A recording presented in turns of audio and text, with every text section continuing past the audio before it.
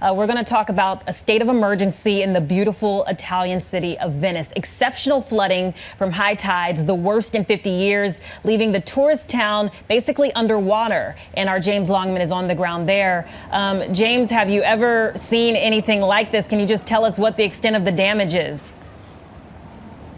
Hi, Kimberly. No, short answer is I've never seen anything like it. I've been to Venice a number of times and it has flooded, and it does flood regularly, in fact, but this the worst in something like 50 years. I was on St. Mark's Square earlier today and I basically had the water coming up to about here. You can see my boots. I've had a lot of comments on these today, rather fetching. They look a bit redundant now given that the water has receded, but the water will be back later, so it's kind of the eye of the storm at the moment. But some of the pictures we've seen have been absolutely extraordinary. Water flushing through people's homes and their businesses, millions of dollars of damage. We saw in this square itself there was an extraordinary image of an individual swimming in this water. That is a dangerous thing to do. We've heard of deaths. One individual died electrocuted trying to use a water pump, but it was submerged. The water has been so high, 1.8 meters around, that's about 6 foot in fact, that many of the pumps that are situated around this city just didn't work. 85% of the city underwater, and so many of those pumps are unable to function.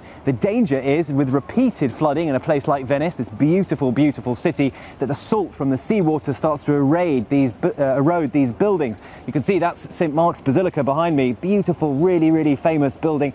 Now, the crypt was flooded. The building itself does get flooded regularly, but the crypt itself, that doesn't happen so often. And the danger there is if that salt water continues to erode the pillars that keep that building up, well, that really does compromise the structure, and that goes for many, many of the buildings around here. How can Venice stop this from happening in the future? Well, that's the Moses Barrier. It's named after the prophet Moses. The idea is it's to keep seawater out of the lagoon where Venice sits. It's kind of an underwater wall that's supposed to rise up and keep that seawater out when the tide is high, but it doesn't work.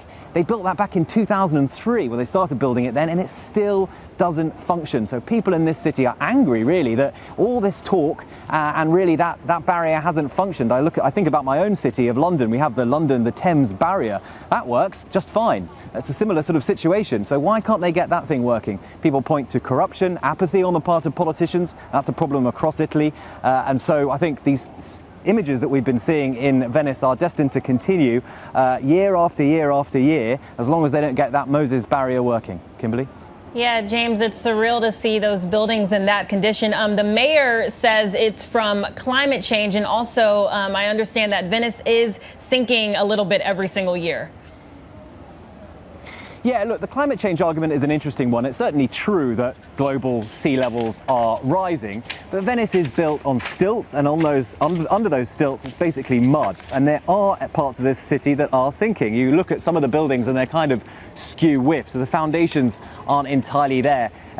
But the point is, I think, that these politicians can blame it on climate change, and that gives them the opportunity to really blame it on something which is out of their control. But there is a solution. Whenever you look at the causes for this, there is a solution, and that is the Moses Barrier. If it was working properly, the hope is that it could defend Venice. Now, there is some controversy around that, because environmentalists say, for instance, that if you were to stop the water getting into the lagoon, then it turns the water all stagnant, and that would kill wildlife.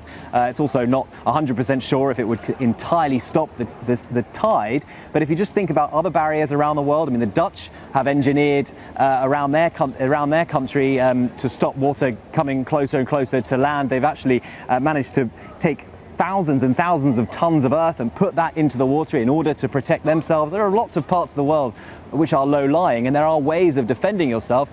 The people of Venice have known about this problem for many, many years, and they're asking their politicians to do something about it.